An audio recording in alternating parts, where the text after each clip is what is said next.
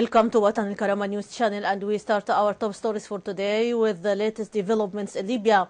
Parliament member Abdessalam Nasir said the fourth political agreement draft has prejudiced against the legitimacy of Parliament more than the third draft and it needs modification. Nasir noted the Parliament objected to the draft and has a lot of fundamental notes that affect the project of nation buildings and democratic process. Moreover, he said the situation on the ground is quite good and the Arab Libyan armed forces daily extends its control on larger areas.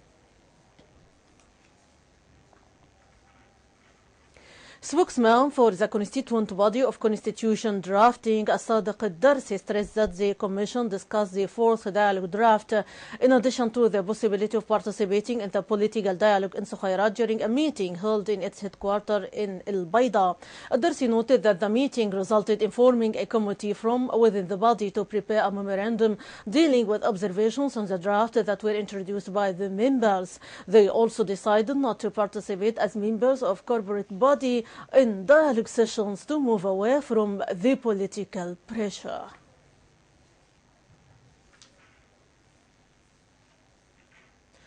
Sources said the interim government would resign if formation of a national unity government is announced at the wrap of negotiations sponsored by the United Nations mission in Sukhayrat. The sources denied reports about the possibility that ministers of a new government may join the new government. Moreover, the sources noted that the main obstacles against the UN efforts are the powers of the expected new Council of State. According to the fourth draft of UN envoy to Libya, Leon seeks to involve members of the outgoing council in the country's political process. And still in Libya, a number of activists and representatives of civil society institutions held a meeting in Tobruk to form a civil movement of named National Salvation Movement.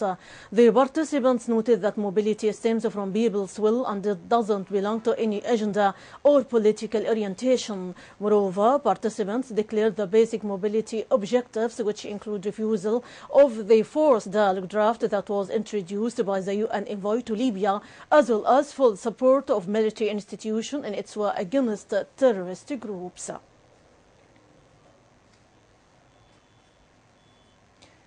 And about crisis of Tabo and Tuareg tribes, Tabo and Tuareg tribes representatives in the constituent body of constitution drafting issued a statement in which they announced their refusal to form a working committee that the chairman of the authority decided to form for preparing the constitution draft.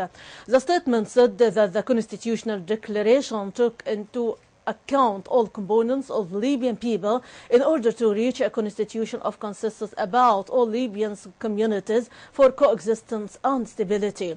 However, the statement said that after a year of work, we were surprised of rejecting representation of Tabo and Tuareg in the working committee tasked to prepare the constitution, and this can be regarded as an explicit exclusion of Tuareg, Tabo and Amazigh. The statement added that this move indicates that the upcoming constitution doesn't represent all Libyans. A source at Al Harish Hospital in Derna City announced the death of Mustafa al-Qarqani, one of the elements of Daesh terrorist group who lives in the East Coast neighborhood next to the radio. Sources noted that the terrorist died after gunmen shot him and stabbed him with a knife in his body and then fled. His body was then transported to the hospital. This assassination is not the first one that was carried out against elements of extremist Daesh group in the city. The incident is preceded by 3 similar operations against elements of the group.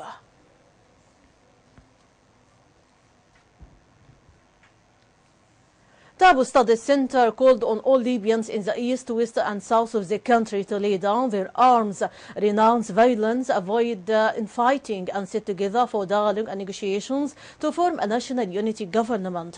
The statement also stressed that the Libyan parties should show patriotism and maintain the interests of the country rather than narrow self-interests. He added that Libyan people must also return to collaboration and unity principles and give priority to higher interests of the nation.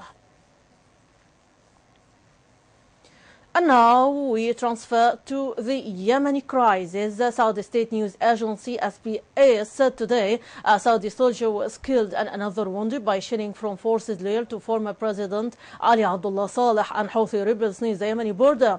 According to a statement by the interim ministry on SBS, the shelling was directed at security guards in the southwestern Saudi border area of Jizan.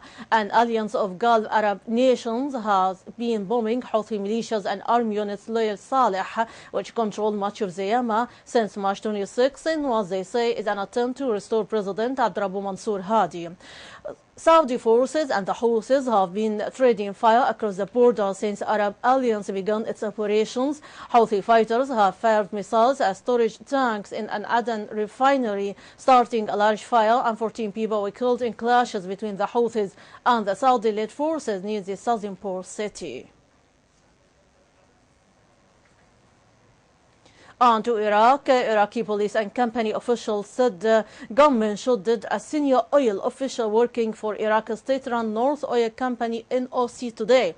Police sources further said the NOC's chief of operations, Saad al-Qarbari, was killed in the northern oil city of Kirkuk. There was no immediate claim of responsibility for the attack on Qarbari, who was supervising production and export facilities in Kirkuk.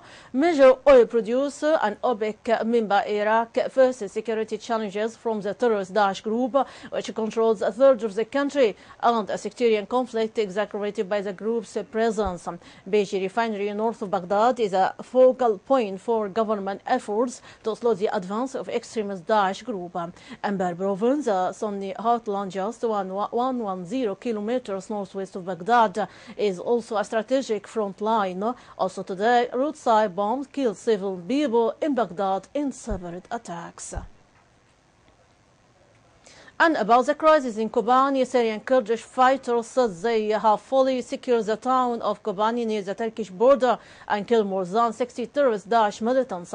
This building in Kobani is believed to be occupied by extremist Daesh group. Syrian Kurdish fighters say they have killed more than 60 insurgents and have secured the town near the Turkish border. This comes 2 days after terrorist Daesh launched suicide bomb attacks. It suffered 2 weeks of defeats against Kurdish forces supported by airstrikes led by the U.S. The group has stepped up assaults in Hasaka, another area held by the government, triggering an appeal for residents to take up arms. And about the procedures of nuclear in Iran, U.S. Secretary of State John Kerry met with Iranian Foreign Minister Mohammad Javad Zarif in Vienna today for nuclear talks as deadline to reach an agreement was extended. A senior U.S. official said today that 6 world powers seeking to negotiate a historic agreement with Iran to curb its nuclear program plan to carry on negotiating beyond a Tuesday deadline. Officials from both sides said big differences still remained. European Union Foreign Policy Chief Federica Mogherini said earlier today it was not impossible to get an accord by the self-imposed deadline, but that a few extra days may be needed. Foreign ministers from negotiating countries were gathering in Vienna today to assess where the talks stood. They expected them to spill over into July. An Iranian official noted that Zarif would consult with leadership over the talks in Vienna. The negotiations aim to limit Tehran's nuclear program in exchange for a lifting of U.S., European Union and United Nations sanctions on Tehran. The suspected militant held over an attack against a French chemical plant was taken today under heavily armed police to an apartment he shared with his wife and 3 children in the quiet Lyon suburb of Saint-Priest for further searches to be conducted in his presence. Yassine Saleh, 35 years, had told detectives he called his manager have coronara in a parking area before arriving at the plant in Saint-Quentin, Falaville, 30 kilometers south of Lyon, where he attempted to cause an explosion on Friday. A source close to the investigation said today. A Canadian government spokesman said today Canadian authorities were assisting the French in their investigation. The suspect is known to have associated with terrorist militants over more than a decade and had previously been flagged by French security services as a potential risk. As Greece heads towards defaulting on its debt, Athens debate the wisdom of proposed referendum. EU Finance Minister rejected Greece's call for a ballot extension, setting the stage for a possible default in $1.6 billion it owes in the International Monetary Fund on Tuesday. The Greek Parliament has approved the July 5th referendum called by Prime Minister Alexis Tsipras. The vote will determine whether Greece should accept the ballot terms from its EU creditors. Moreover, Tsipras summons an urgent meeting of his cabinet today, State TV reported, without giving further details.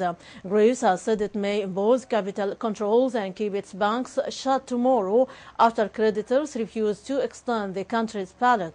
A meeting of the country's Financial Stability Council was underway to discuss the situation in the country's banking system. A default could lead for calls to expel Greece from the euro. Greek Finance Minister Yanis Varoufakis says a deal could still be reached before Tuesday's IMF deadline. He warns that credibility of the Eurozone could be permanently damaged by its rejection of the Greece pleas for more.